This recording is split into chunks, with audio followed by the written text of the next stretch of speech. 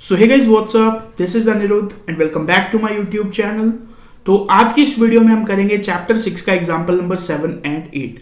जो previous 6 example है वो मैं अपनी लास्ट 2 वीडियोस में कवर कर चुका हूं। उन दोनों वीडियो का लिंक आपको डिस्क्रिप्शन बॉक्स में सिस्टमेटिक वे में मिल जाएगा। ऑल्सो आई रिकमेंड कि अगर आपने मेरी बेसिक्स ऑफ एक्सरसाइज 6.1 वाली वीडियो अभी तक नहीं देखी है तो सबसे पहले आप उस वीडियो को चेकआउट करो।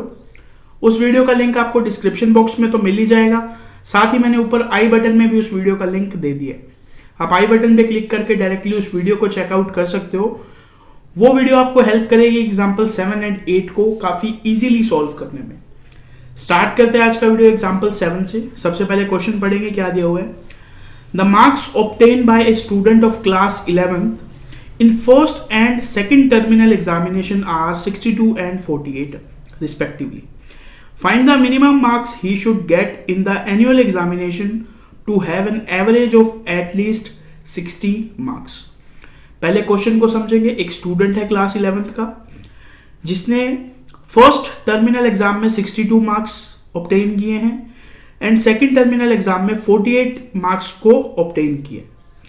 अब हमें फाइंड करना है कि वो थर्ड टर्मिनल में, या जिसे हम एनुअल एग्जामिनेशन बोलते हैं, उसमें वो कितने मार्क्स लेके आए कि उसका जो एवरेज है वो 60 मार्क्स या 60 मार्क्स से ज्यादा हो। एटलीस्ट 60 मार्क्स का क्या मतलब है, या तो 60 हो या तो 60 से ज्यादा हो। अब देखो, इस टाइप के क्वेश्चन को करने का सिंपल सा एक फंडा है।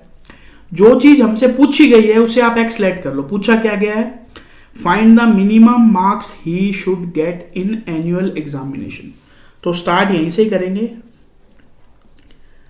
Let he get X marks in annual examination. Annual examination. सबसे पहले जो चीज हमें पूछी गई है उसको एक्स लेट कर लो। पूछा क्या गया था, मार्क्स इन एनुअल एग्जामिनेशन, तो उसे हमने लेट कर लिया एक्स। अब देखो, अब डायरेक्टली ऐसे लिखेंगे, by question. By question first terminal में उसने कितने मार्क्स लिए, 62 प्लस सेकंड में उसने लिए 48 प्लस थर्ड में हमने लेट कर लिया इसने एक्स मार्क्स लिए। इन तीनों का एवरेज कैसे निकालते हैं, सभी नंबर्स को ऐड करो और जितने नंबर है उनका डिवाइड दे दो। कितने नंबर है, 1 2 3, तो 3 का डिवाइड दे दो। ये हमारे पास क्या आ गया, एवरेज मार्क्स आ गए। अब average marks should be greater और इक्वल देन, ग्रेटर और इक्वल टू 60। या तो वो 60 होने चाहिए या 60 से ग्रेटर हो तो कोई दिक्कत नहीं। तो बीच में मैंने ग्रेटर देन इक्वल का साइन लगा दिया। ठीक है, यहां तक आपको चीज समझ में आ गई। अब थोड़ा सा सॉल्व करते हैं। 62 में 48 को ऐड करेंगे सबसे पहले। 8 and 2 10, 6 and 4 10 and 1 11, 110 plus x divide by 3 is greater than equal 60। अब सबसे पहले मुझे इस 3 को हटाना है, तो मैं बोथ साइड्स में 3 का मल्टीप्लाई करूंगा। 110 plus x divide by 3 multiply 3 greater than equal 60 multiply 3। Both side में मैंने 3 का मल्टीप्लाई कर दिया। मैं ऐसा कर सकता हूं, दोनों साइड में किसी पॉजिटिव नंबर का मल्टीप्लाई कर सकता हूं। इस 3 से 3 कैंसिल आउट, क्या बचेगा, 110 plus x is greater than equal 63 जा 6 3 जा कितना होता है, 18, और एक 0 लगा देंगे। अब देखो, इस साइड मेरे को सिर्फ x वाला पार्ट रखना है, नंबर वाला पार्ट जो है उसको मेरे को किधर लेके आना है, इधर लेके आना है। तो मैं क्या करूंगा, बोथ साइड में 110 को माइनस कर दूंगा। यहां भी 110 माइनस और इस साइड भी 110 माइनस। तो 110 से 110 कैंसिल आउट, या आप ये बोल सकते हो कि 110 में से 110 माइनस किया तो 0 बच गया। बीच में आया x is greater than equal 180 में से 110 माइनस करोगे तो आएगा 70। अब x is greater than equal 70 का क्या मतलब है कि x की जो वैल्यू है वो या तो 70 होनी चाहिए, 70 से ग्रेटर होनी चाहिए। तो इसका मतलब है उसको एनुअल एग्जामिनेशन में एट लीस्ट 70 मार्क्स तो लाने ही पड़ेंगे। सो लास्ट में हम लाइन लिख देंगे, ही शुड गेट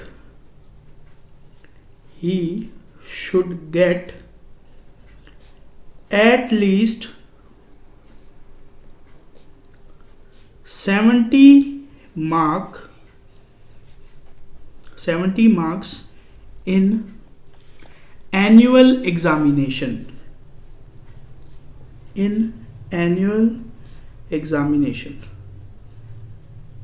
अगर ये क्वेश्चन एग्जाम में आ जाता है तो आपको इसी वे में इस चीज को लिखना है। सबसे पहले क्या लिखेंगे, सबसे पहले हम लिखेंगे जो हमसे पूछा गया है उसको एक्स लेट कर लेंगे। हमसे पूछा गया है मार्क्स इन एनुअल एग्जामिनेशन, तो पहली लाइन लिखेंगे let he get x marks in annual examination by question हमें क्या कहता है कि इन तीनों मार्क्स का एवरेज ग्रेटर देन इक्वल होना चाहिए 60 से। एटलीस्ट 60% का मतलब क्या होता है, या तो 60 के इक्वल या तो 60 से ग्रेटर। तो ग्रेटर देन इक्वल का साइन लगाएंगे। एवरेज मैंने आपको बताई दी, ऐसे फाइंड करते हैं, सभी नंबर्स का ऐड अपॉन में कितने नंबर है वो लिख देंगे। 3 नंबर है देखो, 62, 48 एंड x, तो डिवाइड में आ गया 3। अब ये एक तरह की हमारे पास बन गई लीनियर इनइक्वालिटी।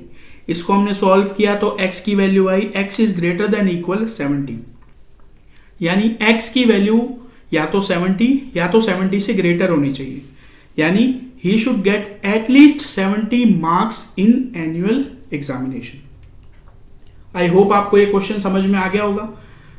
इसी के साथ ये कंप्लीट होता है हमारा एग्जाम्पल 7। अब हम चलते हैं एग्जाम्पल 8 की तरफ। सो अब आप लोग देखिए एग्जाम्पल नंबर 8, पढ़ो क्या लिखा हुआ है। Find all pairs of consecutive odd natural numbers both of which are larger than 10 such that their sum is less than 40। काफी इंपॉर्टेंट एंड काफी ट्रिकी सा क्वेश्चन है। हमें कंसेक्यूटिव ओड नंबर्स के पेयर फाइंड करने हैं, ठीक है। किस तरह करेंगे देखो, जो चीज हमें फाइंड करनी है उसे सबसे पहले x लेट कर लो, तो लिखेंगे let the first odd number, let the first odd number is equals to x।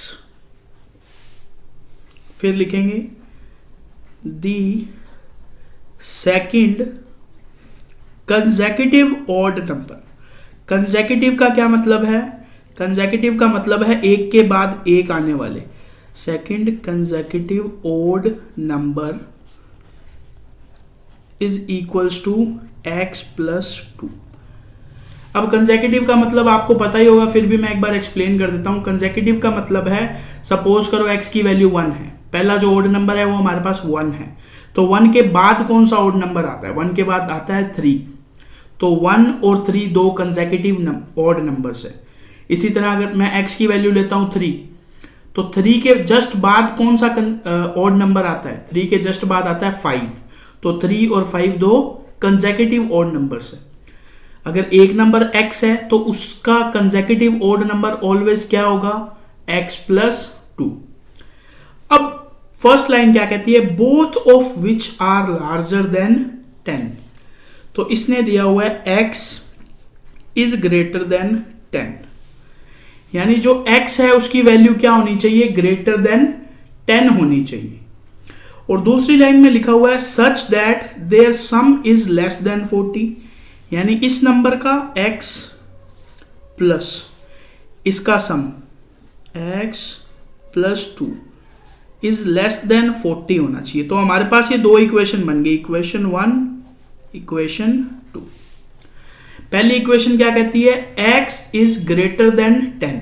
अब एक चीज का ध्यान रखो, अगर x 10 से ग्रेटर होगा तो x प्लस 2 तो 10 से ग्रेटर होगा ही। x की वैल्यू आप कोई भी रखो जो 10 से ग्रेटर हो, सपोज करो मैंने 11 रखी, तो यहां क्या आएगी 11 प्लस 2 यानी 13।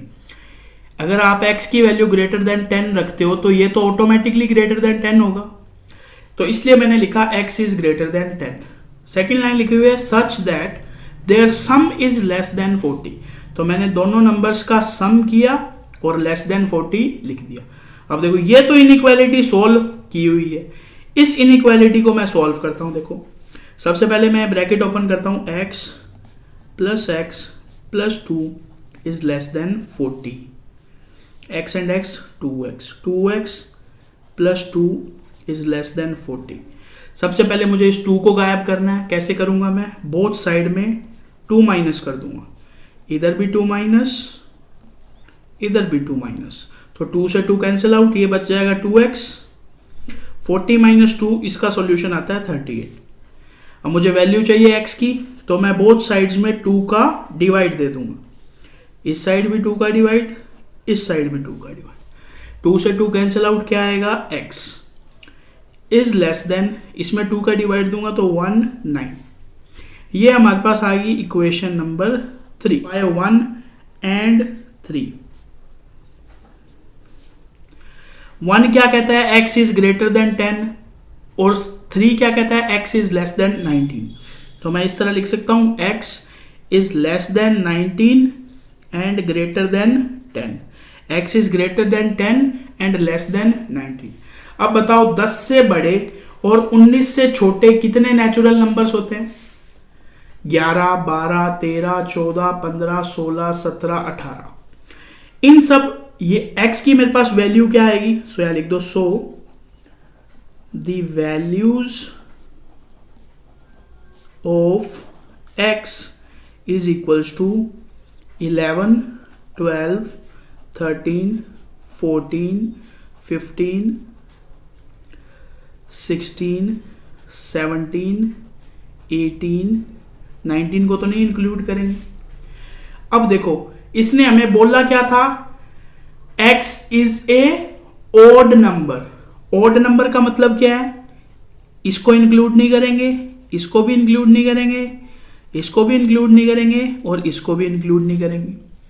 तो देखो, फर्स्ट नंबर मेरे को लेना है 11। अब मैं पेयर्स बनाऊंगा। देखो, फर्स्ट नंबर लूंगा मैं 11, तो सेकंड क्या हो जाएगा? 13। अब मुझे फर्स्ट नंबर लेना है 13, तो सेकंड क्या हो जाएगा? 15। अब मुझे फर्स्ट नंबर लेना है 15, तो सेकंड क्या हो जाएगा? 17। अब मुझे एक नंबर लेना है 17, तो सेकंड नंबर हो जाएगा 19। ये मैंने सेकंड नंबर कैसे फाइंड कर रहा हूं? ये देखो, सेकंड कंसेक्यूटिव ऑड नंबर क्या होगा? x प्लस 2, यानी 11 में 2 माइनस 2 ऐड करे तो 13, 13 में 2 करे तो 15, 15 में 2 करे तो 17, 17 में से 17 में 2 ऐड करे तो 19।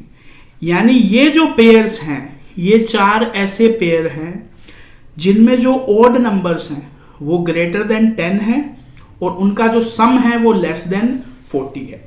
काफी ट्रिकी सा क्वेश्चन है। अगर ये क्वेश्चन एग्जाम में आता है तो आपको एज इट इज इसी फॉर्म में इस क्वेश्चन को लिखना है। इस क्वेश्चन को आप 1-2 बार करके देखोगे, तब आपको अच्छी तरह समझ में आएगा। थोड़ा सा मैं रिपीट कर देता हूं।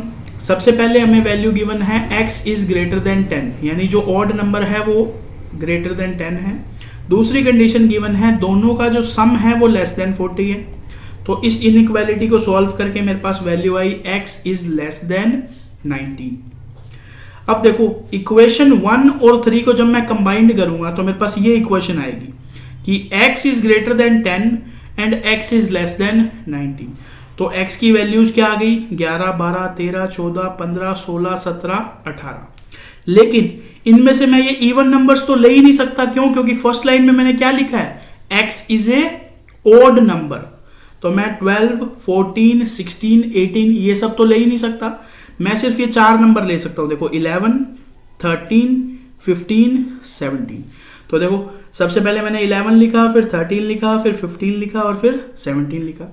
ये वाला नंबर मैंने कैसे फाइंड किया? x प्लस 2, यानी इसमें 2 ऐड किया तो 13, इसमें 2 ऐड किया तो 15, 15 में 2 ऐड किया तो 17, एंड 17 में 2 ऐड किया तो ये हमारे पास 4 पेयर्स आ गए, और ये पेयर ही हमें फाइंड करने थे। इसी के साथ ये कंप्लीट होता है हमारा एग्जाम्पल नंबर 8। इसे नेक्स्ट वीडियो में स्टार्ट करेंगे एक्सरसाइज 6.1 के सॉल्यूशन। अगर आपको वो वीडियोस भी देखनी है तो आप चैनल को सब्सक्राइब करके बेल आइकन को प्रेस करके रख सकते हैं। जैसे ही मैं न्यू वीडियोस डालूंगा आप तक अपडेट पहुंच जाएगा। तो बस आज की वीडियो में इतना ही। वीडियो पसंद आए तो वीडियो को लाइक एंड शेयर कर देना। आपका कोई भी फीडबैक हो तो आप उसे कमेंट कर सकते हैं। मैं मिलता हूं आपसे नेक्स्ट वीडियो में। तब तक के लिए थैंक्स फॉर वॉचिंग।